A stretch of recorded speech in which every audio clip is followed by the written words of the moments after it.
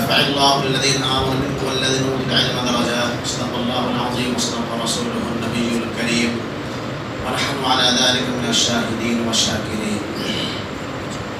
وقال الرسول الصادق المصدوق صلى الله عليه وسلم العلماء ورثة الأنبياء، اور كما قال النبی صلی اللہ علیہ وسلم روایت متواتر.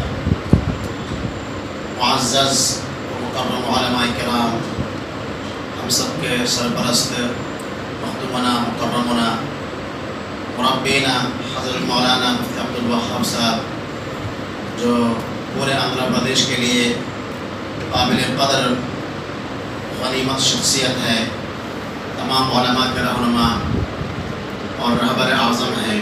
حضرت کے آمد پر ہم سب کے سب ممنون و مشکور ہیں، مسرور بھی ہیں. علاوہ اس کے یہاں جتنے علماء کرام موجود ہیں، بالخصوص استاد الاساتذہ حضرت مولانا عبدالرحمن صاحب رشادی دامت برکاتہم، ناظم و بانی مدرسہ کاشف العلوم آٹو نگر، اور دیگر قابل ذکر و قابل قدر علماء کرام. اس وقت میں صرف حضرت مولانا حسین صاحب مظاہری دامت برکاتہم کے حکم پر کھڑا ہوا ہوں. میں بھی متمنی ہوں اور مشتاق ہوں ہم سب کے مربی و استاد حضرت مولانا عبدالوہاب صاحب کی قیمتی بیانات اور قیمتی ملفوظات سننے کے مشتاق ہو، خواہش مند ہو. بطور حکم دو چار جملے آپ کے سامنے عرض کرتا ہوں. یہ امتحان سے کوئی کم گھڑی نہیں ہے. یہ اپنے ساتھیوں کے سامنے بولنا ہی مشکل ہوتا ہے، چاہے جائے کہ اتنے بڑے بڑے علماء کرام اور اکابرین کے سامنے زبان کھولنا بہت بڑے امتحان ہے. ہم کوشش یہ کریں گے امتحان کی کوشش اور اقدام کرنے کی کوشش کرتے دعا فرمائیں، اور استاد محترم کی توجہات کی گزارش کرتا ہوں. میں آپ کے سامنے اس عنوان کا ذکر کیا گیا ہے. عنوان قابل تعارف اور قابل تذکرہ نہیں ہے، محتاج تعارف نہیں ہے، وہ اپنی جگہ پر قابل قدر ہے. پرانے زمانے سے علماء کرام سے اکابرین سے دستور چلا آ رہا ہے، جب کبھی کوئی بڑی شخصیت کا دنیا سے ارتحال ہوتا ہے، رحلت ہوتی ہے، ان کی یادوں کو تازہ کیا جاتا ہے، دینی خدمات کو موجودین کے سامنے ذکر کیا جاتا ہے کہ ان کے نقش پا پر ہمیں بھی چلنے کا موقع ملے. اسی پیش نظر آج یہ گھڑی ہم سب کے لیے قابل قدر ہے، بڑی یادگار یہ گھڑی ہے. جمعیت علماء کے زیر نگرانی حضرت مولانا مفتی عبدالمغنی صاحب نور اللہ مرقدہ کے نام پر دعائیہ اور تعزیتی نشست کے طور پر اس محفل کو منعقد کیا گیا ہے. اس کے لیے ہم جمعیت کے ممنون مشکور ہیں. حضرت مولانا کی زندگی کا یہ تذکرہ اتنا مختصر وقت میں کیا جانا بہت مشکل ہے. قریب سے دیکھنے کا وقت بہت کم ملا ہے، تاہم کئی موقعوں پر حضرت مولانا سے ملاقات بھی ہے اور کچھ اہم گفتگو کا شرف بھی حاصل ہوا ہے. حضرت مولانا رحمۃ اللہ علیہ کے انتقال کے بعد قلم کار، تجزیہ نگار، آپ کے خیال پر اپنے اپنے انداز پر پیدائش سے لے کر تعلیم، ابتدائی تعلیم مرحلہ، پھر اکابرین کے ساتھ ان کی صحبتیں، پھر ان کی جو بڑے ادارے کے اندر تعلیم، اس کے بعد دینی خدمات پر جو کچھ لکھا گیا اس میں سے دو چار چیز آپ کو پیش کر کے اپنی جگہ لیتا ہوں. میں سب سے پہلے عرض یہ کرتا ہوں، میں اپنا ایک تاثر حضرت مولانا سے متعلق دو تاثر پیش کرتا ہوں میں، اس کے بعد کچھ چیزیں جملے آپ کی خدمت میں عرض کرنا چاہتا ہوں. حضرت مولانا جن دنوں عالم چل رہے تھے، آج کل آپ جانتے ہیں سوشل میڈیا کا بازار بہت گرم ہے، جہاں بے شمار خامیاں خرابیوں کے مرکز و اڈا ہے، وہیں پر کچھ قیمتی چیزیں بھی مل جاتی ہیں.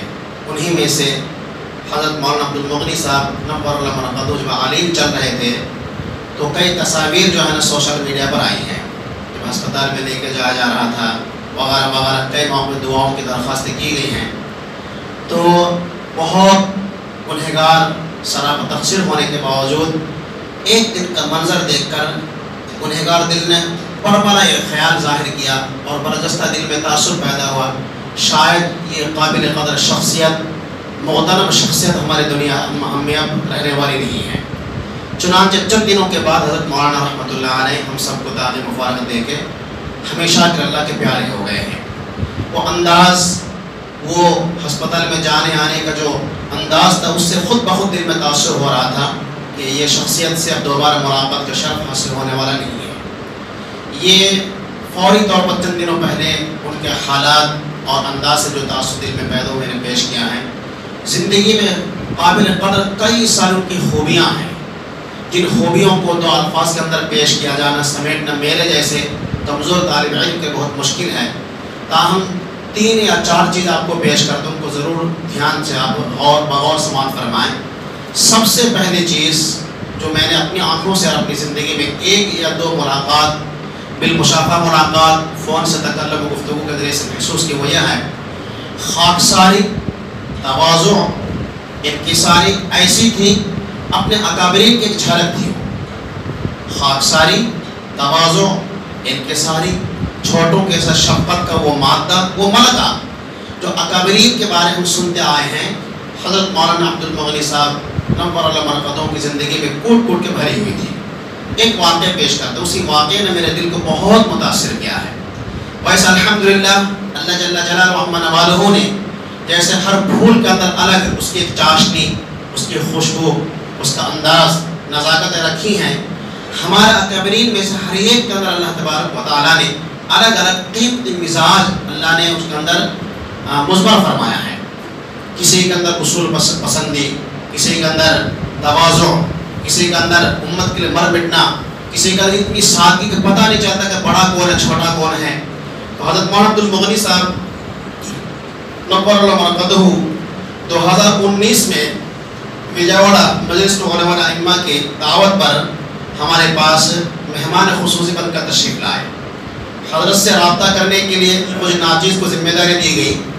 چنانچہ اس دن 2019 میں 2 پروگرام کیے گئے تھے، ایک علماء ائمہ کی مذاکراتی نشست تھی اور ایک اصلاح معاشرہ کے نام پر قمر پال عید گاہ کے اندر عام جلسہ تھا۔ ان دنوں حضرت مولانا سے کئی مرتبہ رابطہ کرنے کا موقع فون پہ ملا۔ ایک دن میں آخری اطلاع دینے کے لیے حضرت کے آمد کو متیقن کروانے کے لیے آپ کی آمد یقینی ہو جائے اس لیے فون کیا میں نے۔ تو حضرت مولانا سے فون پر کر کے عام مزاج میرے کسی اپنے ساتھی کیوں نہ ہو پوچھتا وقت ہے گفتگو کرنے کے لیے، آپ کرو یا بعد میں؟ تو حضرت مولانا سے برملا میں نے کہا حضرت میں 1-2 منٹ بات کرنا چاہتا آپ سے، کچھ اس وقت بات کروں یا کسی اور موقع پر؟ وہ جملہ آپ کو دوہرا دیتا ہوں، کاش ہمارے اندر بھی یہ سادگی اور یہ امتزاج پیدا ہو جائے۔ حضرت نے فرمایا نہیں بابا بولو کیا بولو، میں ابھی ابھی ایئرپورٹ سے باہر نکل رہا ہوں۔ شاید میں اور آپ ہوتے یا آپ میں سے کوئی میں ہوتا تو میں یہ کہتا ابھی ابھی ایئرپورٹ سے نکل رہا ہوں، بعد میں فون کرو۔ یہ جملہ انداز شاید ہمارا ہوتا تھا، مگر مفتی عبد المغنی صاحب رحمۃ اللہ علیہ، میں قربان ہوں ان کے انکساری اور ان کی خاکساری پر، فرمایا ابھی ابھی ایئرپورٹ سے باہر آ رہا ہوں، میں پیدل چل رہا بیٹے، بولو جو بولنا ہے بولے۔ وہ جملہ، وہ انداز، وہ سادگی نے میرے طبیعت کو اتنا متاثر کیا، میں ان کا گرویدہ ہو گیا الحمدللہ میں۔ یہ حضرت مولانا رحمۃ اللہ علیہ کی خاکساری اور تواضع کی ایک چھوٹا سا حصہ اور ایک جھلک میں نے آپ کو عرض کیا ہے۔ تو ہمارے اندر بھی اپنے بڑوں جو چلے جاتے ہیں، مشہور جملہ فارسی کا آپ جانتے ہیں، قدر نعمت بعد زوال استر۔ بڑی بڑی شخصیت کے جانے کے بعد جیسا کہ آپ اور ہم دیکھ رہے ہیں، یہ وفیات العلماء کا سال ہے اور تقریباً لاک ڈاؤن پہلے سے لے کر اب تک کتنے اکابرین، ہندوستان بھر کا اکابرین، کیا جنوب، کیا شمال، کیا یہ کونا، کیا وہ کونا، کیا مادر علمی دارالعلوم، کیا مادر علمی آپ کے سبیل اور رشاد، تمام اکابرین ایک ایک کر کے چلے جا رہے ہیں اور ہم سب جو ہیں ایک معنی کر یتیم بنتے چلے جا رہے ہیں۔ اب ضرورت اس بات کی ہے، اکابرین دین کی جن جن لائنوں سے اور جن پہلو سے خدمات انجام دیتے تھے، اکابرین کے نقش پا پر ہم چلنے کی بھرپور کوشش کریں۔ اس کے بعد حضرت رحمۃ اللہ علیہ سے متعلق اصل ہم سنیں گے، مہمان خصوصی کی زبانی سنیں گے انشاءاللہ۔ 2-3 جملے اور 2-3 ان کی خصوصیات کے پہلو میں سے تعلیمی پہلو، خدمات سے متعلق 2-3 باتیں عرض کرتا ہوں۔ اس میں ایک بڑی حکمت اور بڑی نصیحت ہم سب کے لیے عرض کرنا چاہتا ہوں میں۔ تعلیمی میدان ایک لمبا میدان، اس میں کچھ عرض کرنے کی ارادہ نہیں، اتنا آپ یاد فرما لیں، جس خاندان میں پیدا ہوئے وہ خاندان بھی بڑا اللہ والا خاندان ہے۔ خود میں حضرت مولانا عبد القوی صاحب دامت برکاتہم جو مفتی عبد المغنی صاحب کے چھوٹے بھائی ہیں، ان کی زبانی گزشتہ سال گنٹور کے اندر جو پروگرام ہوا تھا، والد بزرگوار کے تقویٰ کا وہ جو واقعہ پیش فرمایا، اس سے خود معلوم ہوتا ہے خاندانی تقویٰ کا اثر تھا۔ ان کے والد بزرگوار بڑے متقی، بڑے خدا ترس، آخرت کی فکر، ایک ایک چیز کی امانت کا خیال تھا، یہاں تک کہ جب بیمار ہوئے اور جس بیماری سے شفایابی کو امید کم تھی، آنکھ کھلنے اور ہوش آتی، سب سے پہلے امانت کو یاد دلا اپنے بچوں کو، یہ امانت اس کو ادا کر دینا۔ ایسے خاندان اور ایسے گھروں کے اندر پیدا ہو جانا ہی ان بزرگوں کے قابل قدر ہونے کی علامات اور اس کی اشارات ہے۔ حضرت مولانا ابتدائی تعلیم کے بارے میں لکھا ہے لکھنے والوں نے، فیض العلوم میں حفظ کی تعلیم ہوئی۔ اساتذہ کرام میں بزرگوار والد گرامی بھی ہے، اساتذہ کرام میں بزرگوار والد گرامی بھی ہے۔ ابتدائی تعلیم کے بعد محی السنہ حضرت اقدس شاہ بلال الحق صاحب رحمۃ اللہ علیہ کے اشارے پر ہردوئی کے اندر تعلیم پانے کے بعد پھر وہاں سے ہتھورا سے جامعہ مظاہر علوم افتاح تک کی تعلیم 1980 کے بعد پھر حیدرآباد تشریف لاتے ہیں۔ یہ مختصر میں اشارہ دے رہا ہوں، آپ سب جانتے ہی ہوں گے۔ تو 1980 کے آنے کے بعد اب تک کی جو ان کی زندگی کا کارنامہ ہے اور قابل تذکر اور قابل تقلید دو چیزیں ہیں۔ حضرت رحمۃ اللہ علیہ 1980 میں افتاح مظاہر سے فارغ ہونے کے بعد حیدرآباد تشریف لاتے پھر سیدھا فیض العلوم ہی میں استاد مقرر ہوئے۔ اس کے بعد چند دنوں کے بعد اکابرین کے اشارے پر، اکابرین کے حکم پر اڑیسہ تشریف لے جاتے ہیں، پھر وہاں سے دوبارہ حیدرآباد آتے ہیں، پھر وہاں سے کاماریڈی امامت و خلافت کے لیے جاتے ہیں۔ یہ ساری ان کی جو نقل و حرکت ہے اپنے انداز اپنی مرضی پر نہیں ہے، ان کے جو اساتذہ ہیں، ان کے جو مربیان ہیں، ان کے جو بڑے ہیں، ان حضرات کے اشارے پہ کر رہے ہیں۔ کاماریڈی گئے، وہاں امامت و خطابت مختصر وقت، پھر حیدرآباد تشریف لاتے ہیں۔ اس کے بعد ادارہ سبیل الفلاح قیام اس کا ہوتا ہے، جس کے ابتدائی دور میں نائب ناظم رہے ہیں۔ اس کے بعد آخر وقت تک الحمدللہ بالکل آخری دم تک جو ہے ناظم بن کے ہیں، حضرت مولانا متفقہ طور پر ناظم بن کے رہے ہیں۔ اس درمیان جو آپ کے ساتھ جس پہلو کو میں اجاگر کرنا چاہتا ہوں کہ یہ جو مختلف ادارے میں خدمات انجام دے رہے ہیں، سب سے نوٹ کرنے والا جو پہلو اپنے طور پر نہیں جا رہے ہیں۔ جیسے بعض لوگوں کی عادت ہوتی ہے، یہاں 2 مہینے خدمت دی، انجام دی، پھر چلے گئے، پھر اور ایک جگہ خدمت انجام دے کے چلے گئے، وہ نہیں، بلکہ تمام نقل و حرکت کے پیچھے اپنے بڑے اور اپنے اکابرین کے حکم اشارے پہ جا رہے ہیں۔ جہاں جیسا دین کا تقاضا پیش آیا تسلیم و رضا کے طور پر چلے جا رہے ہیں۔ اس درمیان اڑیسہ کٹک صوبے کے اندر 2 مرتبہ حضرت رحمۃ اللہ علیہ کو جانا ہوا ہے۔ ابتدائی مرحلے میں ابتدائی زمانے میں گئے، پھر یہ تمام سبیل فیض العلوم میں تعلیم، کاماریڈی کی امامت و خطابت، اس کے بعد پھر دوبارہ اکابرین کے حکم پر اڑیسہ میں دوبارہ بھونیسور وغیرہ میں تشریف لے گئے ہیں۔ معلوم اس لیے ہوا کہ حضرت مولانا رحمۃ اللہ علیہ بے پناہ صلاحیت کے مالک تھے، اسی لیے ان کے اساتذہ کرام سب جگہ ان کو ماننے کے لیے بھیجتے رہے۔ ہر جگہ پر جہاں جیسی ان کی خدمت کی ضرورت تھی وہاں پر ان کو منتقل کرتے گئے اور وہ چلے جاتے رہے۔ مختلف قسم کی خدمات انجام دینے کے بعد حیدرآباد میں مکمل اور مستقل قیام پذیر ہوئے۔ کئی ساری دینی خدمات جن میں سے قابل قدر اور قابل تذکرہ سب سے بڑی جو خدمت اور نمایاں خدمت حضرت رحمۃ اللہ علیہ کی وہ ہے مجلس تحفظ ختم نبوت سے انسلاک۔ مجلس تحفظ ختم نبوت سے انسلاک ہے۔ یہ چند باتیں میں سن کر یا تحریرات سے آپ کو نقل کر رہا ہوں، ان کی جو خدمات رہی ہیں، ان کے ساتھ ان کے جو معاونین ہیں، لیل و نہار ان کے ساتھ اپنے بیٹھنے والے حضرات ہی اس کو جان سکتے ہیں۔ اور لکھنے والے لکھتے ہیں دل میں گویا ایک درد مندانہ دل، تڑپنے والا دل، قادیانیت کے سرکوبی کے لیے ایک ہمیشہ تیار ایک شخصیت جو تھی وہ حضرت مولانا مفتی عبد المغنی صاحب رحمۃ اللہ علیہ کی عظیم شخصیت تھی۔ لکھنے والے لکھتے ہیں تو تحفظ ختم نبوت کے لیے جہاں جیسی ضرورت پیش آتی تھی بنا کسی تکلف کے فوراً چلے جاتے تھے۔ طبیعت میں کوئی تکلف نہیں، طبیعت میں کوئی سختی نہیں ہے، اور اپنے اصاغر کی سرپرستی کرنا نمایاں صفت میں سے ہے ان کی۔ اکابر کے ساتھ ان کی صحبت ہے اپنی جگہ پر، اصاغر کی سرپرستی کرنا نمایاں صفات میں سے بڑی صفت ہے ان کی۔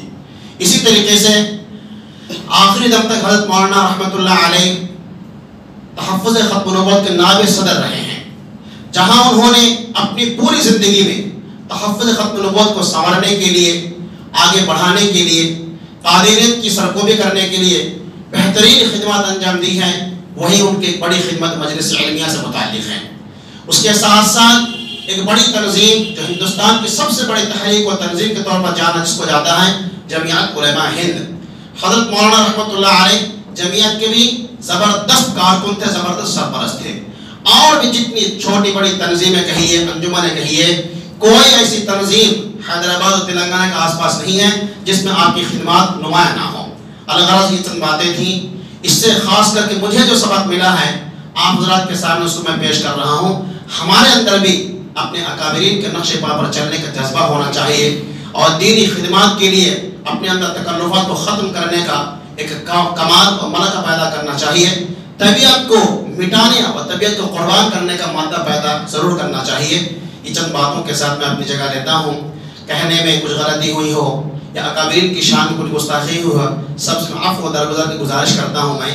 اس کے ساتھ ساتھ میں حضرت مولانا رحمۃ اللہ علیہ کے تمام پسماندگان، آپ کے اہل و عیال، متعلقین اور روحانی شاگردوں کے لیے تعزیہ مسنونہ پیش کرتا ہوں. آخر میں الفاظ کہ اللہ رب العزت نے علماء کرام کو، انبیاء علیہ السلام اور اس امت کو علماء کو بالخصوص آقا نامدار محمد عربی صلی اللہ علیہ وسلم کے وارث بنائے ہیں.